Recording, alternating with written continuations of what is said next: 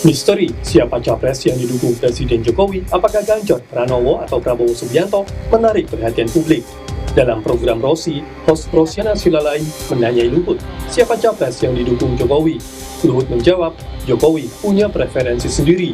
Hanya saja menurut Luhut, Jokowi akan memilih capres yang tidak terlalu mengatur-atur. Saya tahulah plus minusnya mereka berdua ini. Siapa yang paling mendekati Pak Jokowi? Ya dua-dua juga sama baiknya. Hatinya Pak Jokowi kemana menurut Pak Luhut? Ya masa saya mesti cerita sama kamu. Tentu Pak Jokowi itu punya pilihan preferensi sendiri. Ya beliau pasti tentukan ya siapa yang dianggap oleh beliau yang tidak terlalu ngatur beliau itu aja. Ya. Okay. Kita jangan downgrade dia. Kita karena suka lupa itu. Ya kadang-kadang kan beliau tuh punya perasaan, punya harga diri juga. Karena sebagai presiden, Jokowi punya harga diri. Luhut minta jangan merendahkan Jokowi karena perannya bisa menentukan arah Pilpres.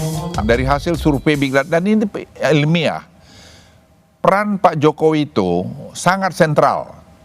Kau suka tidak suka, peran Jokowi itu sangat sentral. Iya. Jadi kalau beliau ini sampai berpihak pada salah satu, ya game is over.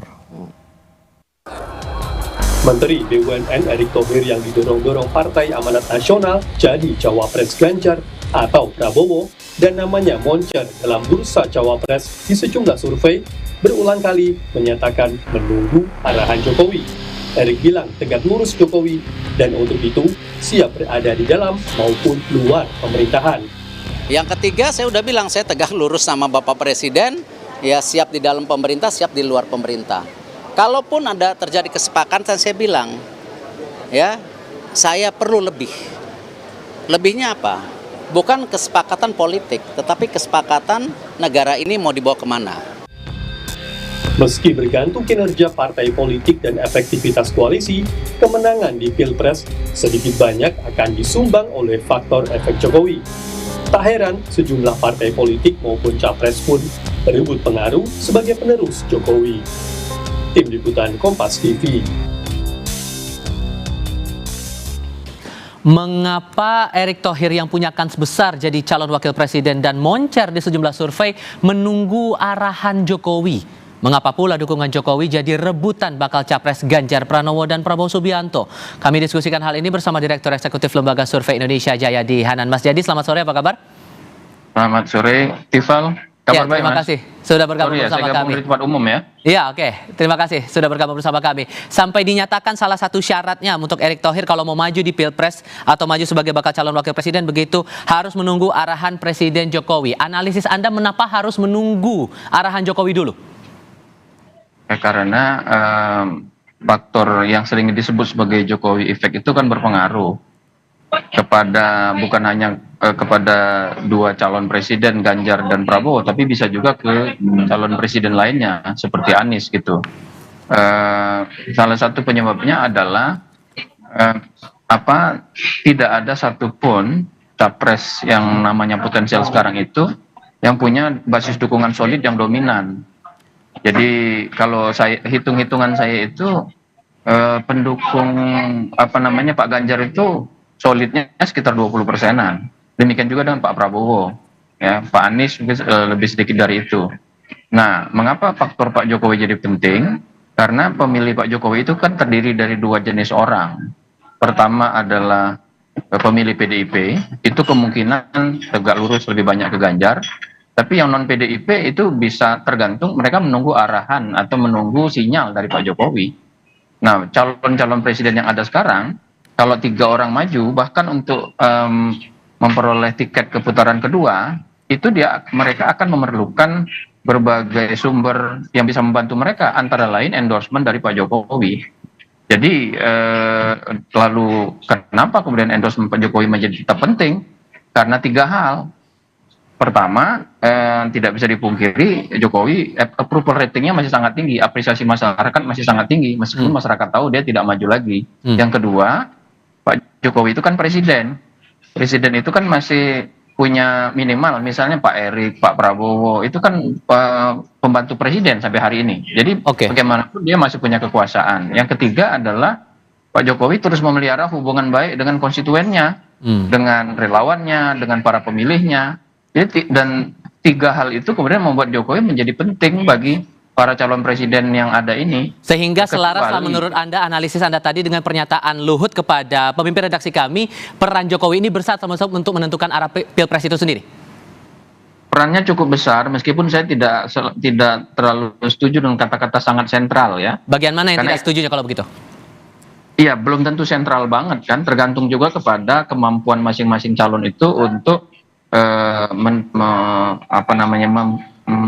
membujuk para pemilih di daerah-daerah yang selama ini Jokowi menang. Jadi menggunakan endorsement Pak Jokowi itu salah satu cara terbaik yang bisa dipakai.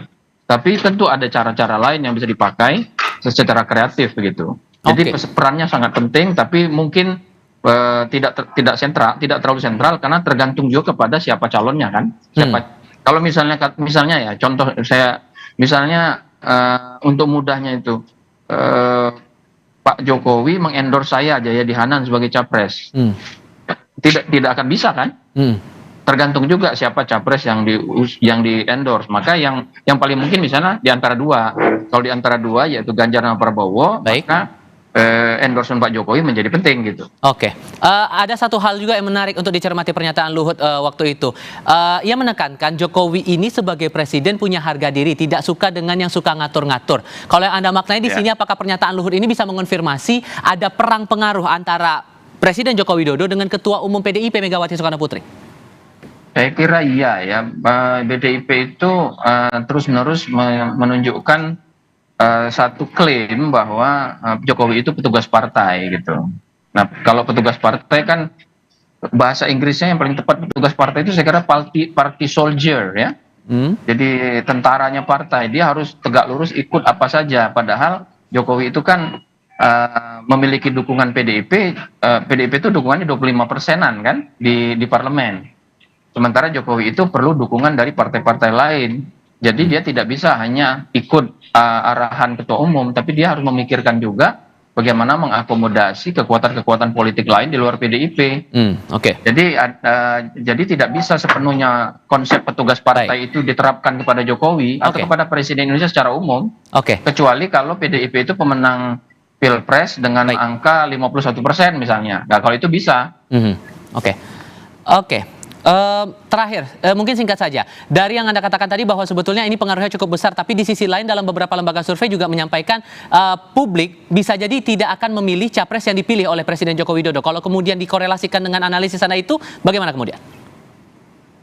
Iya tentu saja sebagian publik tidak akan kan, tidak akan. Yang pertama pemilih yang anti Jokowi yang saat ini lebih banyak pilih Pak Anies itu tidak akan ikut endorsement Pak Jokowi.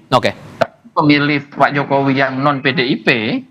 Yang pemilih Pak Jokowi yang PDIP, dugaan saya hampir semuanya akan ke Ganjar. Kalau data menunjukkan seperti itu sampai hari ini. Tapi pemilih Pak Jokowi yang tidak PDIP, yang bukan anggota PDIP atau pemilih PDIP, itu menurut dugaan saya akan melihat dengan baik, dengan serius apa yang menjadi sinyal-sinyal dari Pak Jokowi, siapa yang akan dia dukung. Terima kasih untuk analisis Anda, Mas Jayadi Hanan, dan sudah dibagikan bersama kami di Kompas Petang kali ini. Sehat selalu untuk Anda, Mas. Selamat sore. Laporan lainnya sesaat lagi. Menteri BUMN Erick Thohir membenarkan